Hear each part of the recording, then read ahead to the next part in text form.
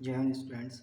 मेरा नाम प्रियांशु है। आज हम मैथ्स के बारे में कुछ डिस्कस करने वाले हैं कि आप मैथ्स को किस तरह से पढ़ सकते हैं जिससे कि वो आप कुछ ज़्यादा से ज़्यादा क्वेश्चंस को कम से कम समय में कर पाएँ और अच्छे से अच्छे नंबर गेन करके सरकारी नौकरी को प्राप्त करें।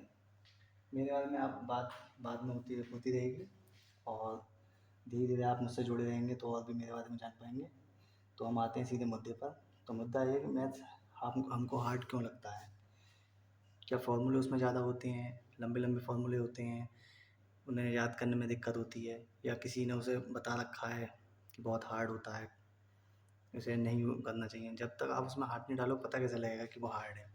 जब भी आपकी कोई चोट लगती है तो आपको कि वही चोट आपकी बार बार क्यों दुखती है। तो आपने अगर मैथ्स को छोड़ दिया तो आपका सिलेक्शन तो आपका होना नहीं है। तो आप कम से कम टॉपिक्स करके ज़्यादा से ज़्यादा नंबर्स कैसे गेन कर सकते हैं, आज उसी बारे में हम लोग बात करेंगे। सबसे पहले बात होती है कि मैथ्स में सबसे अच्छा ये है कि आपको कुछ रटना नहीं है उसमें, कि आप जैसे और सब्जेक्ट्स में हिंदी है आपका या और इंग्लिश है आपका या फिर हिस्ट्री ज्योग्राफी पॉलिटी वगैरह है तो आपको बार बार उसमें रटना पड़ रहा है, याद नहीं हो रहा है। तो इसमें ऐसा कुछ सब नहीं है दिक्कत कि आपको उसमें रटना पड़े कुछ भी चीज़, कुछ आपको ऐसा रटना नहीं है। बस सवाल ये है कि आपको सामने एक सवाल दिया होता है, उसी में आपका जवाब छिपा हुआ होता है। सबसे अच्छी बात मैथ की यही है कि मैथ्स में आपका जो सवाल दिया होता है, जो आंसर होता है वो उन लाइनों के बीच में कहीं न कहीं छिपा हुआ होता है। बस उसी में सही एक अप्रोच लगानी है आपको, अप्रोच लगाएँगे और आंसर आपके सामने होगा। तो उन लाइन्स के बीच में जो आंसर है हमें उसमें से ढूँढना है। तो अब बात करते हैं हम सिलेबस की। सिलेबस आपके सामने आपको दिखाई दे रहा होगा, कुछ टॉपिक्स लिखे हुए हैं। तो सबसे पहले ये जो आपका टॉपिक होता है अंकगणित होता है, चाहे आप किसी को पढ़ते हो या पढ़ाते हो। सबसे पहले छोटी क्लास में जैसे आप पढ़ना शुरू हुआ होगा तो आपने सबसे पहले मैथ्स में इन टॉपिक्स को ही देखा होगा। अगर आज आपका कोई छोटा भाई बहन होगा तो उसके बारे में अगर आप उसकी किताब उठा के पढ़ेंगे तो आपको यही चैप्टर्स मिलेंगे। उसमें सबसे स्टार्टिंग में आपका प्लस माइनस, आपका एडिशन सब्ट्रैक्शन, ठीक है, भागू जोड़ जिसे हम कह देते हैं, और आपके ब्रैकेट्स वाले सवाल होंगे जिसमें वो सरलीकरण के या फिर इंग्लिश में कहें तो सिंप्लीफिकेशन में आपका आता है। और जो बेस है आपका वही मैथ्स का, यही आपके जो सामने टॉपिक्स लिखे हैं यही है। यही आपका कम से कम अगर आपको देखा जाए अगर तो लगभग 50-60% आपके सवाल इसी में मिलेंगे। जैसे जैसे आपका कोई एग्ज़ाम होता है, वो जैसे एसएससी वगैरह हुआ, उसका बेस का एग्ज़ाम हुआ तो उसमें आपका लेवल अच्छा बढ़ जाता है और इसी में ऐड होके आपका जिसको एडवांस मैथ कह देते हैं वो इसमें ऐड हो जाता है। एडवांस मैथ में आपका ट्रिग्नोमेट्री, ज्योमेट्री वगैरह, मेंस्ट्रुएशन, ये आपका इसमें ऐड हो जाता है। लेकिन बेस यही है। जैसे कोई बच्चा अगर आपका बैंक की तैयारी कर रहा है तो बैंक में आपके यही सारे सवाल आपके आते हैं। प्री में तो आपका कुछ ज़्यादा आता नहीं है, लिमिटेड आपका सिलेबस है। बाकी सब में से आपका एक एक दो दो क्वेश्चन बन जाते हैं। जैसे अगर बैंक के तैयारी कर रहे हैं या किसी स्टेट एग्ज़ाम्स की बात कर रहे हैं तो उसमें यही आपके चैप्टर्स आएंगे। अब जैसे सरलीकरण वाला आपका सिम्प्लीफिकेशन का टॉपिक है तो सिम्प्लीफिकेशन में आपका अगर हम बात करें बैंक की तो बैंक में 5+5 5 इसमें सिम्प्लीफिकेशन के आपके आते हैं और 5 अप्रोक्सीमेशन के आपके इसमें क्वेश्चन आते हैं। 5 इसमें जो आपका लिखा है नंबर सीरीज आपका 5 क्वेश्चन इसमें आ जाते हैं आपके, यही आप, ठीक है।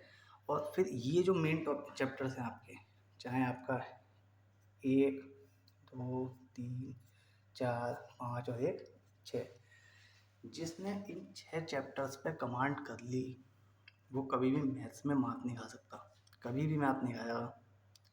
चाहे आप इन चैप्टर्स को करने के बाद कोई भी प्रैक्टिस सेट उठा के आप कर लेना, आप उसके बाद आप बताना कि सर मैंने ये चैप्टर्स करे और मैं 60% नंबर लाने में किसी भी एग्ज़ाम में नहीं ला पाया 60% नंबर।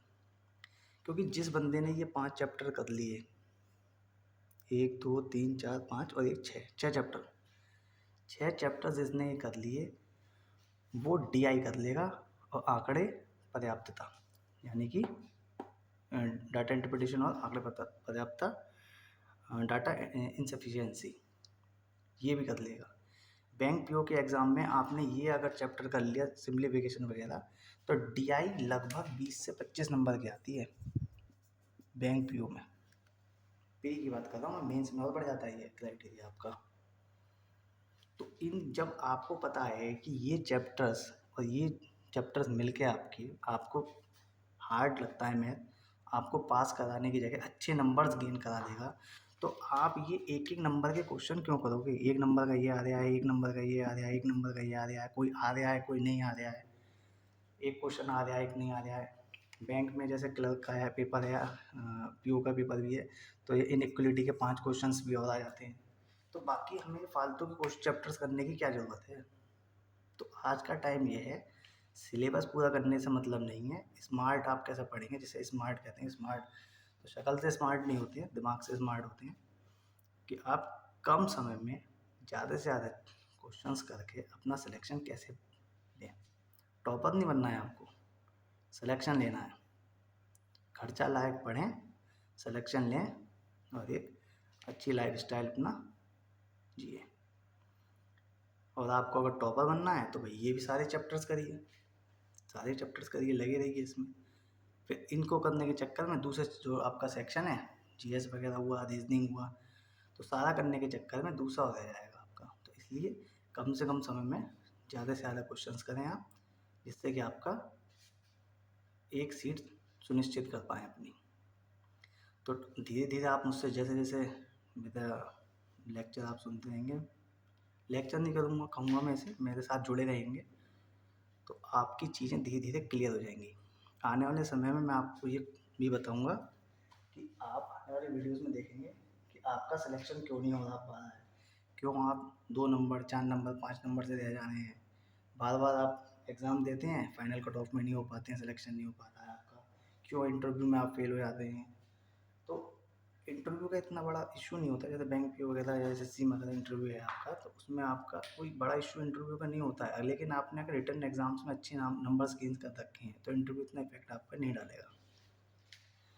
और जब मैथ्स का और सिलेक्शन आपका, जैसे नंबर ऑफ क्वेश्चंस आपके हैं वो आपके आए हैं प्री वगैरह में, तो वो छूट जाते हैं आपके मेंस में, आपके क्वेश्चन मैथ्स में छूट जाते हैं, तो टाइम क्यों कम पड़ जाता है, सवाल क्यों छूट जाते हैं, ये सब चीज़ों के बारे में हम धीरे धीरे आपसे डिस्कस करेंगे। तो अभी आप ये चैप्टर्स देख रहे हैं, ठीक है, तो सभी चैप्टर से अपने अपने हैं कि किस क्वेश्चन से किसी से 2 आएंगे, किसी 4 आएंगे, 3 आएंगे, किसी 5 आएंगे, ठीक है, तो इन्हीं चैप्टर से आएंगे। आजकल सुपर टैट टैट सी टैट सुपर टैट, इन सभी में इन क्वेश्चंस को देखा जाएगा आपके। लेकिन ये जो मैंने चैप्टर्स बताए हैं, 6 चैप्टर्स, जिन्होंने इन 6 चैप्टर्स पे कमांड कर ली, वो कहीं भी मात नहीं खाएंगे। और नंबर पास नहीं, अगर आपके किसी भी पेपर में, जैसे अगर हम टेट में मान लेते हैं, यूपी टेट वगैरह में, स्टेट एग्ज़ाम, स्टेट टेट वगैरह में 30 क्वेश्चन मान लेते हैं, तो नॉन मैथ वाला भी बंदा होगा तो 18 नंबर वो 100% करके आएगा। 18 नंबर आपके कन्फर्म है, ये आप पक्का मान लीजिए। तो नॉन मैथ वाला भी बंदा होगा, वो भी 60%, यानी कि फर्स्ट डिवीजन के साथ आप इसके पास हो जाएगा। 30 का 60% आपका 18 नंबर हो गए, 18 से ज़्यादा ही नंबर लाएगा सिर्फ इन्हीं टॉपिक्स को करने के बाद। क्यों? क्योंकि जिसने इन चैप्टर्स को कर लिया, तो इनके जरिए वो, जैसे मैंने बताया डीआई वगैरह आंकड़े पर्याप्ता बताया, इन चैप्टर्स को कर लिया वो, इन्हीं बेसिस पे ये है। क्यों? क्योंकि जैसे डाटा इंटरप्रिटेशन है, डीआई दे रखा है आपका, तो डीआई में यही तो पूछा होता है कितने प्रतिशत घटा, कितने प्रतिशत घटा बढ़ा, कितना बढ़ गया और कितना घट गया। इसके बाद ये दे रखा होगा कि 2001 के रिस्पेक्ट में कितने प्रतिशत बढ़ गया, कितने का प्रतिशत घट गया। औसत पूछ लेगा आपसे कि 2005 का रेशो 2007 के साथ कितना है रेशो। कोई चीज़ बेची है तो 2007 में उसका आय इतनी थी, व्यय इतना था, तो उसका अनुपात बताइए कितना है, तो उसमें रेशो पूछ लेगा। तो इसी में पूछेगा, किसी में प्रतिशत, किसी में परसेंटेज पूछ लेगा, किसी में एवरेज पूछ लेगा, किसी में रेशो एंड प्रोपोर्शन पूछ लेगा। यही तो है डीआई में, और क्या है? इसके अलावा क्या सवाल बनेगा इसमें? बस कैलकुलेशन करनी है, कैलकुलेशन करने के लिए आपके पास सिंप्लीफिकेशन का चैप्टर है, सिंप्लीफिकेशन कीजिए। परसेंटेज पूछ लेगा आपसे, उसमें कितनी परसेंटेज, आपका परसेंटेज दे रखा है, इसी पे है। ये वाले दो हैं, लाभ हानि साधारण ब्याज चक्रवृद्धि ब्याज, ये भी आपका आते हैं क्वेश्चन। लेकिन प्रतिशत जिसने कर लिया परसेंटेज, लाभ हानि और साधारण ब्याज कर लेगा। हर टॉपिक के लिए सिर्फ एक ही मेथड बताऊंगा मैं आपको, एक ही मेथड, हर क्वेश्चन उसी एक मेथड से हो जाएगा। ये नहीं कि इस चैप्टर ये वाला क्वेश्चन है, इसमें घुमा के पूछ लिया तो यहाँ से ये इस तरह का, ये इस तरह से इसका अप्रोच लगेगा, ये सवाल इस तरह से पूछ लिया तो दूसरी अप्रोच लगेगी। नहीं, हर सवाल के लिए एक ही अप्रोच होगी, एक ही अप्रोच। शॉर्टकट भी बताऊंगा, लॉन्ग कट भी बताऊंगा। शॉर्टकट कुछ नहीं होता है, प्रैक्टिस होती है आपकी। शॉर्टकट के लिए क्या है, शॉर्टकट के लिए आप फिर फॉर्मूले याद करोगे, बार बार फिर फॉर्मूले याद करोगे। हर अप्रोच के लिए एक अलग, हर मेथड के लिए एक नया फॉर्मूला याद करोगे। तो बेसिक जो मेथड है वो पढ़े पहले, जिससे कि आप अगर फॉर्मूला भूल जाते हो तो वो कोई भी कितना ही बड़ा सवाल हो, आप 30 सेकंड से 1 मिनट के अंदर अंदर आप उस सवाल को कर लोगे, पक्का है। लेकिन आपको थोड़ी प्रैक्टिस करनी पड़ेगी। पहले आप अपना सिलेबस के अकॉर्डिंग चलें, उसके बाद एक प्रैक्टिस सेट उठाएं, उस प्रैक्टिस सेट के अकॉर्डिंग देखें कितने टाइम में आप कितने सवाल कर पा रहे हैं। एक समय होगा कि आप 30 मिनट में 10 ही सवाल कर पाओगे स्टार्टिंग में, फिर थोड़ा समय बढ़ेगा, टाइम जैसे निकलेगा प्रैक्टिस करोगे 10 के 15 भी होंगे, ठीक है ना, फिर 20 भी होंगे। एक टाइम होगा जो आप रुक जाओगे, 30 मिनट में सवाल कर पाओगे, लेकिन प्रैक्टिस करते रहोगे आप, ठीक है, कैलकुलेशन करते रहोगे, गलती होती रहेंगी तो और आगे बढ़ जाओगे। तो 30 क्वेश्चन अगर आपके आए तो एक समय ऐसे भी आएगा कि पहले 30 मिनट में 20 सवाल होते थे, फिर एक समय ऐसे भी आएगा कि 20 मिनट में 30 सवाल होंगे। तो वो कैसे होंगे वो मैं आपको आने वाले समय में धीरे धीरे बताता रहूँगा। मेरे से आप जुड़े रहें। आज के लिए इतना ही। नमस्ते, गुड नाइट।